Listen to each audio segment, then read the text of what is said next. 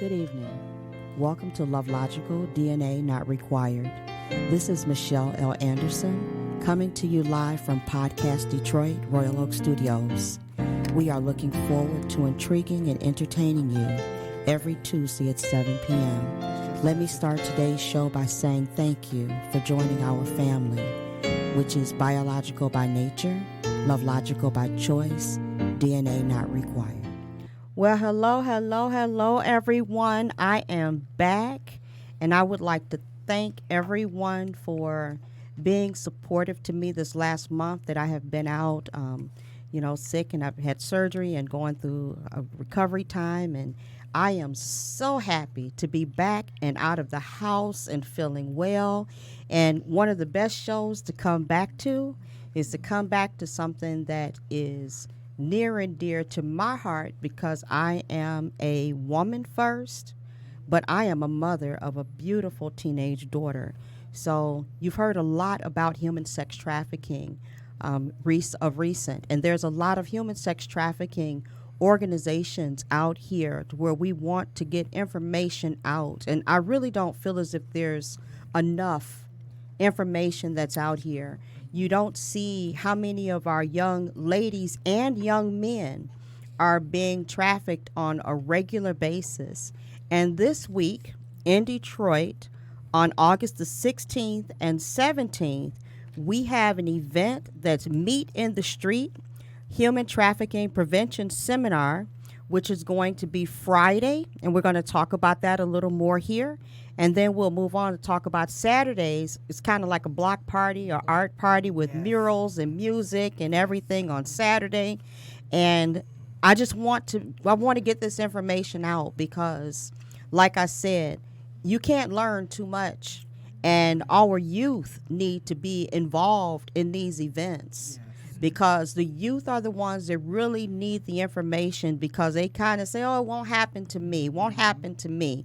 So they need to understand that it can happen to anyone. Mm-hmm. You know, trafficking is not just the youth now. There's been women 40, 50 years old that have been captured and sold into trafficking because it's become the new drug dealer. Mm-hmm. So I want to introduce my guest here from Meet in the Street. We have some of the leadership from Meet in the Street, as well as speakers from Meet in the Street. So first, I would like to introduce Ms. Kathleen Hurd. Hi, everyone. And for those of you who know my daddy, Lonnie Hurd, her Hurd is different. It's H-U-R-D.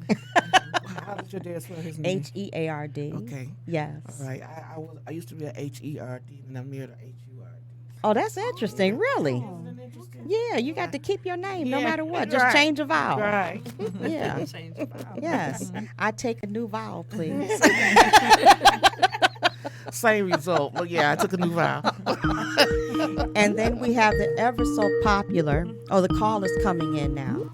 We have a call coming in, so we're going to all put our headsets on. Hello, this is Michelle Anderson. Yes. Is this Rosalind? Yes, it is. Hi, Rosalind. Doing well. We are just doing our introductions here today. So give me just a moment, and then I'll wrap around to introducing you, okay? Okay. Okay. So next to me is Stacy Shannon Johnson. And many of you are very well aware of who Stacy is. She's been on the show a few times. She is a retired Inkster police officer, and she is a playwright of a human sex trafficking awareness play. Mm-hmm. She speaks to schools within the Detroit public school system, and whether she realizes it or not, I'm going to just say it. She's a national speaker. All right. I claim that. Oh, yeah. And then we have next to Stacy, we have Carolyn Robinson. She's from City Covenant Church, and she is one of the leadership of Meet in the Street. Hello, everyone. And we have a new young lady who's joining us today, beautiful young lady. Her name is Tanisha Simmons, and she has a nonprofit human sex trafficking awareness organization called Army of Angels. Yes. So thank you. Welcome, Tanisha. Hello. Thank you for having me. And on the phone here, we have Rosalind, and I want to remember Flint. on the line, and Rosalind is the founder of Meet in the Street. So, Rosalind, thank you for being able to join us. And then I would also Thank you. like to give a shout out. I'm sorry, Rosalind. A shout out to Save the Pearls, which I am on the board of directors for Save the Pearls, which is also a human sex trafficking awareness organization. And one of the things that we're doing is we're all coming together for the greater good of our children. Yes. Yes. Yes. So, Rosalind, I'm going to start by asking you to explain to our audience a little bit about what Meet in the Street is and how you came about it. Yes. Meet in the Street started our third year for Meet in the Street. It's a street festival that we started in order to try to bring the community together. And each year, what we do, we focus on a different theme. Okay. And so last year, our focus was government, organizations, and churches. Because we believe that there's so much separation, we can get so much done if we work together and not separate. Mm-hmm. And this particular year, human trafficking been on our heart. Organization called Dazzle Take Your Crown, which is by Kathleen there, Okay. that's with you today. That's been on her heart, and we thought we were focused on the human trafficking issue. You know, little did we know that it will be so much human trafficking in the press. Mm-hmm. And so it just happened to fit in when everybody's finally starting to focus on this disease. Yes. So, can you share the location of Meet in the Street for Friday and Saturday? Yes, the Meet in the Street will be on Chatham, Chatham, and Chiffon. Okay. And if you were to go into your map and try to locate, the address will be 14944 Chatham, will be the first lot on that particular block. Okay. So, Now, the Urban Country Tea House. Tell us a Yes. little bit about the tea house that's over there, because I heard that it's really nice. I haven't had a chance to go yet, but I've heard some wonderful things about it. yes, it is. It's really nice. You know, most people come by to the Urban Country Tea House, and the name came from the fact that we are in the urban community of the city of Detroit. Mm-hmm. But when you come here to this location, kind of send you back for those that know what southern country living. Yes. You know, lemonade and homemade baked goods and fresh local honey. Right now, I'm looking at my green tomatoes, fried green tomatoes. So it brings you back to, and if you haven't, you should, because a lot of people, we always hustle and bustle in the city of Detroit, almost urban community, but you can come here and relax and just forget about the troubles of the urban living. I And like just, that. you know, have a good time. Most people do not, you know, they come and it's kind of like, do I have to leave now? Are you closing? But it is really a nice, wholesome location to come. And we have herbal teas and specialty beverages, and all our baked goods are homemade, and cobblers. And, you know, it's just a real treat to come to the Urban Country Tea House. Okay. You have meetings here and, you know, outdoor events, garden parties, things such as that. So Friday's event is actually going to be outside of the Urban Country Tea House, correct? Yes, it is. All right. So that's good. So, you know, just to kind of, I'm going to say this throughout the podcast, tickets are $20 a person, and that's for you to come and have dinner and listen to the seminar. And there are some great speakers that's on the panel. And speaking of, you know, I was actually very fortunate to be asked to speak on the panel. So I will be one of the people that's going to be speaking. And we have Stacy here. And everyone knows that Stacy is a dynamic speaker. So I feel very, very blessed to be on the same program with Stacey And we're Shannon blessed to Johnson. have you too. Yes. And can I just interject real quick? We look teenagers want them to be there, and it's cost them nothing. Okay. Okay. Just wanted to make because that's who we want to get the message. So the teenagers are free. 18, Exactly. 18 and under. 18 and under are free. So I'm going to reiterate that later as well, because that will actually get more teens there. Parents, bring your teens out. LoveLogical parents, make this a bonding experience for you and your LoveLogical children to come out and have dinner and listen and learn, because there's never too much to be heard when it comes to what's happening here within our community in metropolitan Detroit. And when I say our community, I'm speaking of all metropolitan Detroit, because this is happening not just in the city, but it's also in the suburbs as well. Yes. And we are allowing our children to actually go out into the suburbs thinking that they're safer at the malls and things like that, but it's everywhere. So it's more so about awareness. And prior to us starting the show today, I was talking about how a lot of our youth think that they have the street smarts to be able to know what's going on around them, but they're so busy with their cell phones and their tablets and their music and their earbuds in their ears, and to where they they don't really pay as much attention to their surroundings as we used to have to spend. We paid attention to ours. I'm sure that, us sitting at this table, we remember when we were taught, when you go into a place, the first thing you do is pay attention to where all the exits were. Yes. Yeah. And you say that to your kids now, they look at you like you're crazy. Yes, they do. They so do. True. If you go into a place and then you see only one entrance and one exit, what did you do? Left. You left.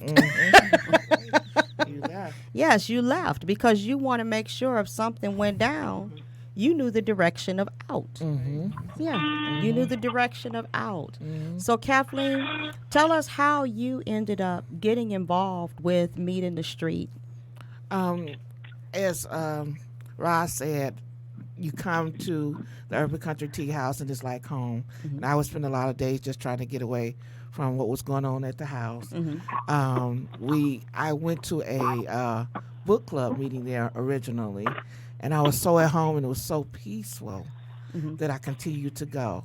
So I started doing luncheons for women just to come. Everything was free, and I had 2 lunches out in the garden there. And whatever I asked of Roz, she was always so willing to do.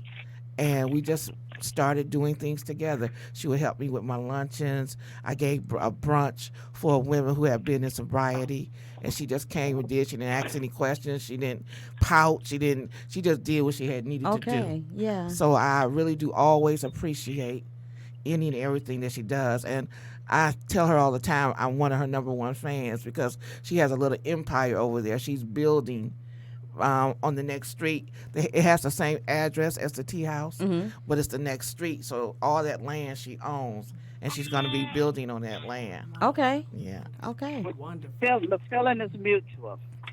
Okay. So Rosalind is a guardian angel for the community. Yeah, she is, because she does the Girl Scouts.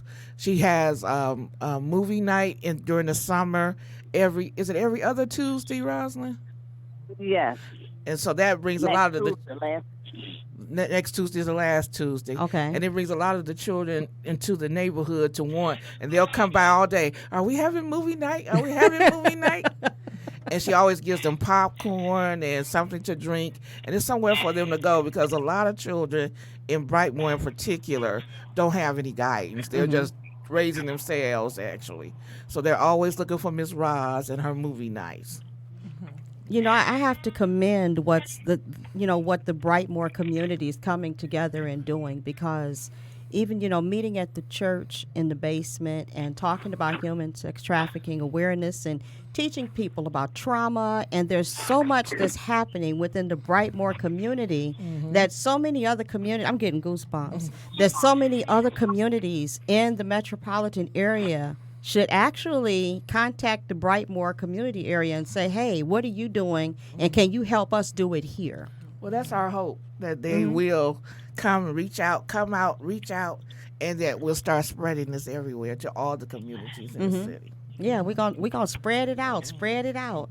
Okay, so Miss Carolyn, you're one of the leadership as well. Yes, I am. So tell us how you got involved with Meet in the Street, and now I'm also with the Urban Country Tea House.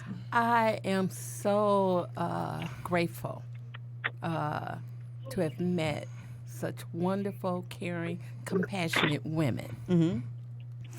My pastor, Pastor Samil Thomas of City Covenant Church, introduced me to Rosalind as well as Kathleen, and asked if I wouldn't mind coming on board with them concerning human trafficking. So I said yes. I was excited about it. Covenant Community Care had given a convention, and they had little small classes, and one which was human trafficking. And so I took the class, and they had a film regarding a family that took a loan of $100 and ended up working for these people for a number of years and was tortured and had to be rescued. That was just one film. Another film was a clip of a young woman who was kidnapped and rescued as well. I just have to say that I am just totally compassionate about it. I think about my grandchildren. I think about my daughter. I think about my son. I think about other children in the community who walk around in a daze with earbuds on, looking at their phone and just totally clueless. So that is one reason why. Okay. Several reasons why that I'm compassionate about human trafficking. And in the age of technology, with the internet, with Snapchat, with Instagram, with Facebook, with Twitter, and everything else that's out here that I haven't mentioned, our children are snapping selfies constantly. They're putting themselves out there, and sometimes in a, it may not even be consciously, but in a sexual way that they may not feel as if they have that sexuality, radiating in their picture, but that's the way that perverts are seeing it. Unfortunately, it makes it hard for people to let their personality shine the way that they want to, because you're almost afraid of what's going to happen, So, and it's really sad. So, Tanisha, you have an organization that's actually that's partnering with Meet in the Street called Army of Angels. Yes. And tell us, how Army of Angels got started. And I already know that, you're linking in with Meet in the Street. So tell me how Army of Angels got started. Well, Army of Angels has been up and operating since 2015. Okay. It first started off with me wanting to help victims of domestic violence. Okay. I know that life and what it's like for women battling that. So I thought that would be easy for me. But God has another plan for me. So when he introduced this to me, it was terrifying in the beginning because, I'm like, how am I going to do this? Who's going to help me do this? How am I going to get, I didn't understand this world. But you have to follow what God leads you and tells you to do. So once he introduced this to me, I've just been doing a lot of research about it, asking him to connect me, and he has been. That's why I'm here today, because he has been connecting me with people who is doing likewise things in the community and getting the awareness out for our young people. Because it's not even just about getting the awareness out to our children. We have to also speak to our parents. We have to learn how to teach our children to be bold and confident, because these people, these predators, they stalk on our children who are vulnerable. So we want to make sure that we give awareness to the community for our children and for the parents as well. So it's been a great opportunity for me to meet new people and just speak to our youth, because I have a passion for the youth. It's been a dream of mine to do all type of things with the youth. So this is just a tool that God has blessed me with to be able to do outreach in the community, because I have a heart to give all the way around. We also do back to school rallies for our children. But I do a little differently than the traditional way.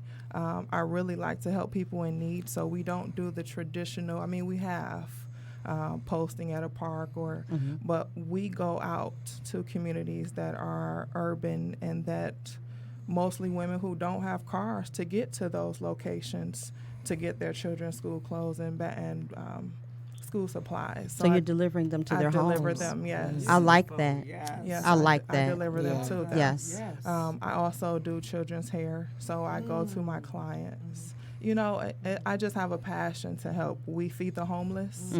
We do the blessing bags. We try to do that all year round. We adopt families for Christmas, and we give dinners for Thanksgiving. Any way that I can help a family in need is what I work towards doing. Okay. Yes. So this has been a blessing. We were in Columbus. We're now here in Detroit, looking at building a team here now. Well, welcome. Thank and you. I think that you've met, some people that's going to be a part of your team, because even though we are all with different human sex trafficking awareness organizations, we need to come together as women, come together as people who's working toward the greater good of all, like I said. So there is no, your group is not my group. No, all of us are together. Right. It only works if we work together. Yes. I don't believe in the crabs in the barrel, because don't want to pull anybody down. We're reaching down hands and pulling each other out of that barrel. Absolutely. Yes. So Stacy, my sister, I love this woman dearly, and just she knows she's a big part of my heart. So Stacy is amazing, because when she decided that she was going to write her play on human sex trafficking so that she can reach out to our community and the youth, it was something that had never been done before. And the main character of her play was actually a former pimp that had been out there in the human trafficking game. And he ended up in the world of ministry. Yes. He's on program. Yes, he's on the program for he's Friday. Dynamic. And you will love him. He is dynamic. And how do you pronounce his first name? Is it Baran? Baran. Okay. Baran, Yes, Baran Pittman, Minister Baran Pittman. Yeah, and it's funny, Baran was not a trained actor, but it was something that he wanted to get involved in, and I met him through my director and producer, and they said, we know of someone that really wants to be a part of the and be a part of a production, but he has a background, and I said, God, thank you, Lord, because I knew that that's what we needed. We needed someone that can come in and be a blessing to our production. He was amazing. Yeah, and he's very far removed though, so it would be kind of hard for him to get in character. So you can tell he's very far removed from that lifestyle. But a wonderful, wonderful young man. Yes. Just the fact that he had not been an actor prior to. You can move this forward a little Okay. bit, Stacy, so you can be comfortable. He had not been an actor prior to, but he understood the life itself, Yes. and now he's reaching out to help save our youth. Yes. Yes. You know, Yes. and that is a true testimony within itself. Yes. You know, and you have to forgive those from the past. And you know, so many of our young men and ladies now are seeing other young men and women as a financial means, you know, as an asset. And we shouldn't be looking at each other that way. That's right. Right. You know, we really should not. I had the opportunity last week to meet a wonderful woman, and she is from Serbia, and she had come to Michigan by way of Dubai. And we were having a conversation. My daughter was with me, my 17-year-old, and we were having a conversation about Dubai because my sister just returned from Dubai a few weeks ago. She went on vacation, and one of the things that you always hear about Dubai is, how many of you have heard no crime? There's no crime in Dubai. Dubai is one of the safest places you can go. So beautiful. Yeah, and it is. It's so beautiful, but we all get caught up in the going somewhere where there's no crime, where you can be out and you can this and you can that. And she broke it down to me last week that, yeah, there's crime. There's crime everywhere. And she said that you have to think about the fact that you're in the desert, and there are many young ladies who disappear because they disappear in the desert. You know, and she was explaining to us that hundreds of young ladies are brought into the Middle East on a regular basis because they have the sheiks there. And these young ladies are paraded in front of the sheiks. So what they do is the sheiks pick out who they want, and those who they don't want, they kind of just shove them off. But they take their passports, they take their identity, and a lot of the ones that are not wanted by the sheiks, they're put into like indentured servitude or some other form of they're sold as slaves to other people as well. So there's a lot of women who you see being trafficked end up there in front of the sheiks. And if they don't comply, they just disappear. And she was telling my daughter that this is real. This is real that's out here. You know, and we don't get to see that portion of it here in the United States, or what happens when our young ladies are taken overseas. But there are parties that are happening like that right here in the United States. Yes. Yeah. Yeah. What were you going to say, Rosalind? No, I'm just listening. This is Yeah. amazing, but this is going on from the beginning of time. and Yes. it's time for it to stop. It's time for it to stop. And I really wish that there was some way that we can reach out to that person that has a mentality of making money off of the hurts of other people. Because the drug dealers have been making money off of the hurts of other people for years. But now human sex trafficking is becoming like a norm within the community, and it shouldn't be. Right. Yes. And one of the things that it's 7 months to attend a lot of conferences and do a lot of research and interviews and talk to different people, judges and just different various people about human trafficking. And now, after we've done the play, I've been blessed to be able to go into the schools and churches and other organizations to speak with people about human trafficking. There is I would say there could be a gateway to human trafficking through social media and through, we tell our children from the time that they can understand, do not talk to strangers. But when children are able to log on as young as second grade, is usually the age where children they have social media accounts, Instagram, Snapchat, Facebook, Twitter. Second grade we've allowed them now to engage with strangers, and we're putting them out there. And they don't understand what it means to be catfish. They don't understand who's on the other end. They don't understand that somebody can take a picture and pose as someone else. And so girls, I spoke with a group of girls not too long ago, a few months, and I asked the girls, raise your hand if you know of any people. Do not mention any names, but raise your hand if you know of any girls that are hooking up with guys that they've met online. And the hands started going up. The hands started going up.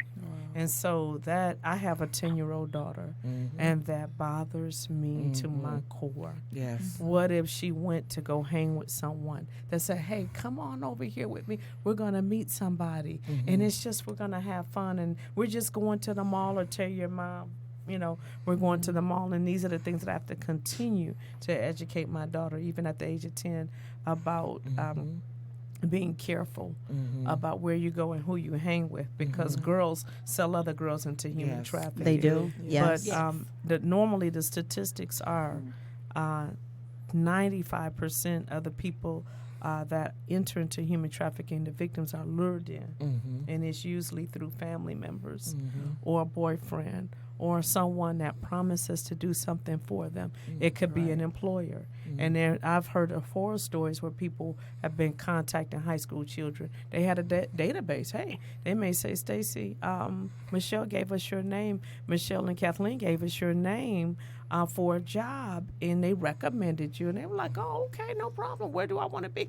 Because they had a database and they were able to throw those names around. And I heard about that. A teen shared that with me. I can't remember the high school, and I don't want to put out the wrong high school, but the devil is very, very crafty on how he comes at our children. Very, very crafty. And I have to tackle it. And another thing, children are not discerning No, on not. the internet. They're not discerning. They are, if you have adults that are believing the fake news and the fake sites and different things like that, they're not discerning. And we just have to be careful. And what predators do is they watch their victims. They watch them. They watch what they post. They watch where they check in at school and the cheer team and different things like that. And so my job is to sound the alarm for children, to be discerning, to be wise, to know the traps that can be set up for them. So, Yes. One of the men who is going to be speaking is a professor at EMU, and he is going to be talking about human trafficking on college campuses, which that blew my mind. When I first heard what goes on the college campuses, I was shocked because it's not put out for the public to know the information. And you're not hearing those statistics and everything out here. And my daughter's actually going to college next year. And I've had people say, aren't you afraid for her to go away from home? Aren't you afraid for this? And do I have that? That's an innate fear. I'm a mom. But at the same time, I'm trying to educate her enough so that when she goes, she can watch her back. Because you have these Romeos that are out here who are the Romeo pimps, who are dating these young ladies, and they will date them for months until they break them down and get them to where they want them to be. And I was telling my daughter that part of it is, can I talk down to you? And then apologize, and you accept it over and over again to see, what type of character you have, Can I put my hands on you and you stay? It's just, just the little things. Or buy them gifts. Buying nice, gifts. Expensive gifts that they know that a young person can't pay back a designer handbag or something like that. And then, okay, you pay me and you work for me. And slavery didn't go nowhere. Folks are saying something about slavery. It hasn't gone anywhere. It hasn't gone anywhere. It is it's something that is an industry based on greed. And you can use a girl 20 times a day. When somebody gets high, they've got to go back out and score with the dope man. But a girl you can use over and over and over again. And it's a $32 billion or more industry. And more and more women are getting into the pimping game as well. And Epstein, the guy that recently has taken his life, he used women. And it was, the interesting fact is, when the girls were 17, he said they were too old. At 17, he had no interest in them. So he's a But what pedophile. he did was that I guess he employed them to recruit other girls. And I believe that what's done in the dark will come to the light. Always. And there's a lot of prominent people that were associated with that. And so, and when you have people who are, who know world leaders and presidents and people in politics and very powerful, rich men that were involved in that. They just And- happened to. and they were able to keep that hush hush all these years. And so so much is going to, I pray that more is going to be unearthed and unraveled in this case. That's my prayer. Yes. But That the right people are working the case. And- That's actually going to literally work it Right. and not go into hiding it. Because when I was listening to what's happened within the prison, you know, and how he wasn't monitored, how he wasn't this, and you know, the people are saying that no, I just talked to him, he was in good spirits, and so it's a lot that's going to come out with this case. But I truly believe that he's part of one of the largest trafficking rings out there within the upper echelon community. Yes. and he had his own island. That guy was a billionaire. And when you have that kind of money and power, you can buy off anybody. You can buy off witnesses.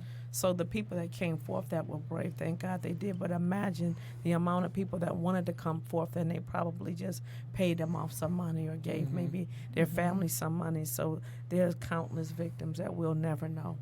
Look at And or fear of their life. Yes, correct. They're exactly. fearing their Yes, lives. yes. Now, one of the things that I have to say that kind of got me with this whole thing is the pictures over the last couple of days of this young girl traveling all over the world with him, going to birthday parties, because it was like Naomi Campbell's party, 2 parties of hers and all these parties, and you got this kid And nobody that's just walking around and no one questions it. Because I'm going to question why you brought a child. And if it's not Yes. your child, Right. it's not your It's not grandchild. your Yes. right, not your niece, you know, or Yes. anything like that. Why did you bring this child to my house, Yes. let alone? But then I also question, where the heck were her parents? Yes. Yes. And you know, where were her parents? Did we have a OJ and Nicole situation where the parents were benefiting financially? You know, where you have your teenage daughter with this man. You know, and there's not a person out here, who can pay me enough for me to give them my child. No. Yeah. I'm glad that you mentioned that, because in the Dominican Republic, a lot of people are selling their oldest girls into human trafficking to pay the bills. And it is bad over there. A buddy of mine went on vacation and she was approached, and that's not the first time I've heard of people saying that they were approached by traffickers or asked them, hey, you want to come with us and you want to have some fun and different things like that. And they know that Americans go over there and they drink, and when you drink, and that's one of the things we got to talk to our children about, because a lot of times when children go off to college, they might be more Open. about drinking and experimenting with drugs and alcohol and things like that. But it is rampant over there. But I was speaking with someone else that said in Trinidad, they are physically, violently kidnapping women. We're not talking about women on their way to their job, to the bank, kidnapped in broad daylight.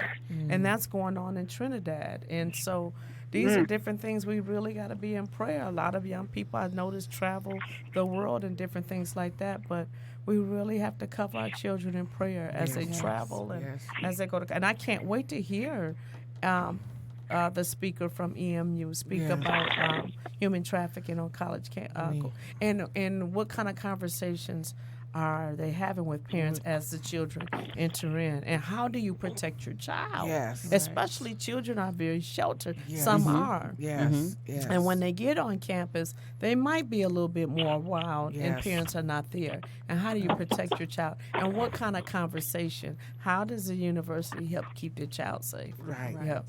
I'm just wondering if you're having those conversations with the parents as the children enter college.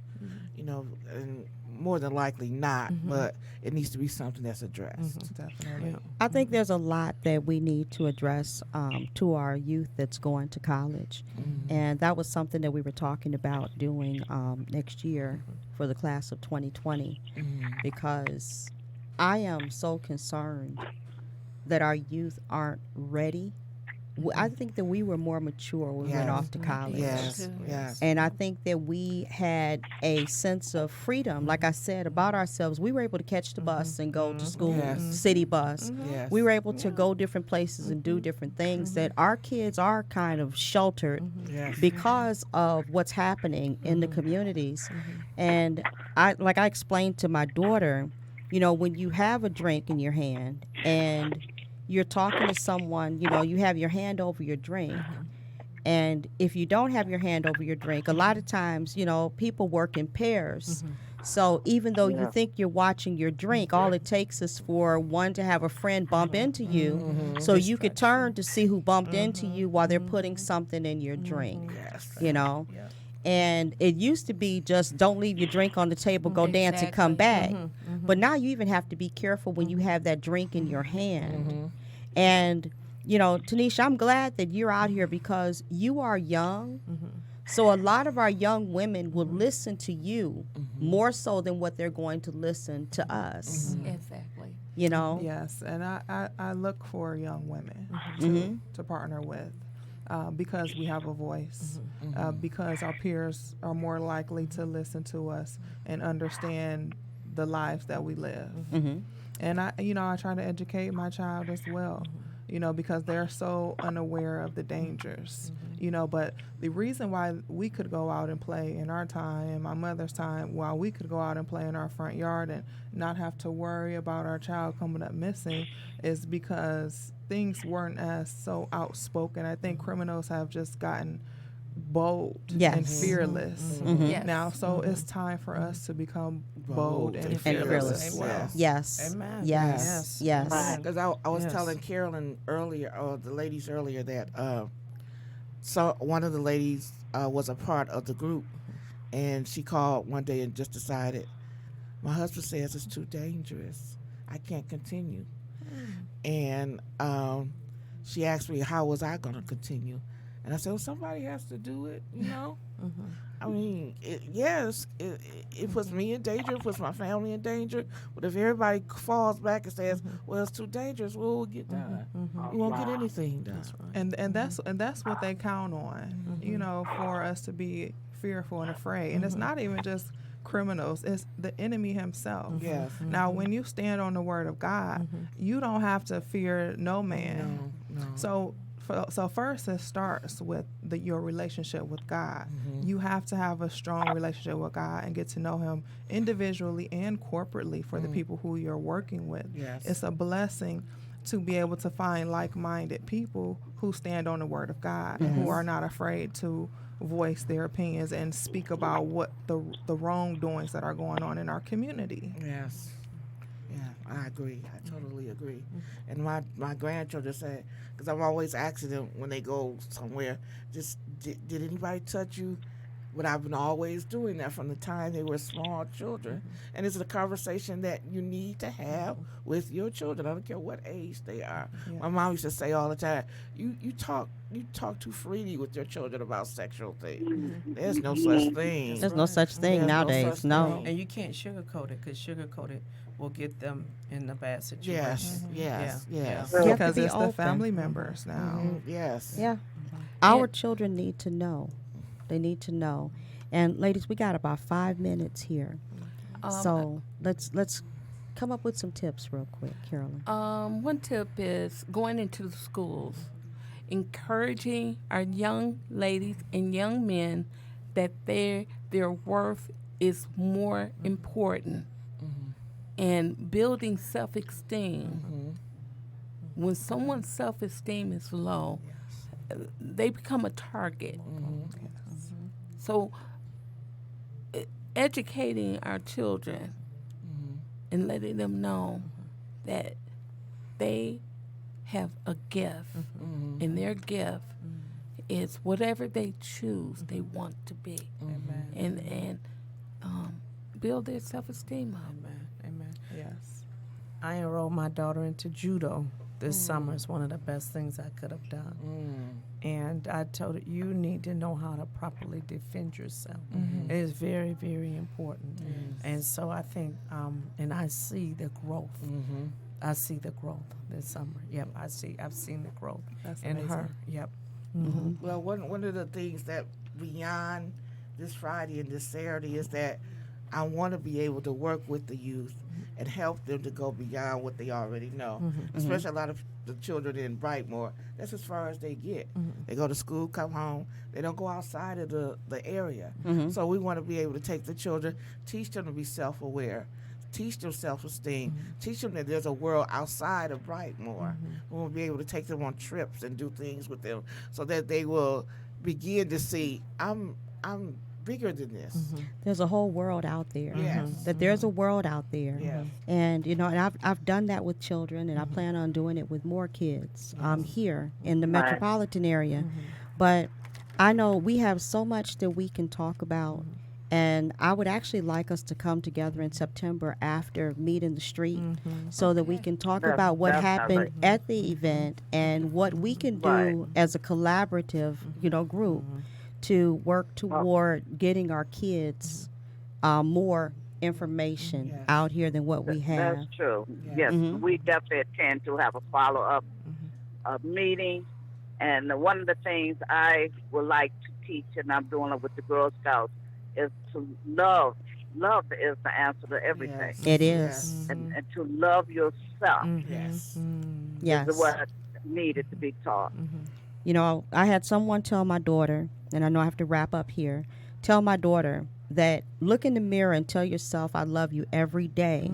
For me to tell her I love you every day, because if a child hears I love you every day, it's not going to get to them just because a man or a woman said I love you. Because so many of these men online with the young ladies, they're falling in love within a week because they know that so many of our youth are wanting to be loved. So look yourselves in the mirror and say, I love you. And I love you because you're beautiful, because you're smart, because you're this, because you're that. That's your gratitude in the morning, is loving yourself, and definitely love you and tell your children that you love them, hug them, kiss your children, because there should not be a child in this world, be it a biological home or LoveLogical home, that is not receiving a hug and an I love you. A look in the eye, and no. Talk to them. What is it that you're doing? What do you want? What is this? Talk to your kids. Like I said, Meet in the Street, Human Trafficking Prevention Seminar, August 16th from 5 p.m. to 9 p.m. at the Urban Country Tea House at 14944 Bramall, Bramell, in the corner of Chelfonte. The keynote speaker is Minister Baron Pittman, who at one point was a trafficker, who is now a minister. And it's going to be emceed by Ed Peace, Makita Taylor. You have myself as a speaker, Stacy Shannon Johnson as a speaker, Chief Riley from the Inkster Police Department. We have Star Carter, Sandra Ramakin, yes. From Alternatives for Girls. We have April Doss. She's a survivor. David Manville, who's a School of Social Work at EMU. We have Erica Watkins from Sanctum House. I've known her for years. And we have activities that are going to be provided by the Michigan Abolitionist Project. They're great. So youth 18 and under are free. Everyone else is going to be $20 per person. You're going to have an evening of conversation and enlightenment at this fundraiser. There's going to be dinner, and it's going to be a buffet dinner that's going to be provided. So come on out, and if you want information, then medley of song at yahoo.com. That's MEDLEYOFSONG at yahoo.com.au. Or you can contact me at LoveLogical online, and I will get the information over to where it needs to be. If I can't answer it, I'll get your answer for you. You can go on Facebook to LoveLogical, Instagram to LoveLogical. You can go on Twitter to LoveLogical and get a hold of me. So thank you so much, everyone. And as I said, LoveLogical, DNA not required. We're biological by nature and LoveLogical by choice. Good night. Good night.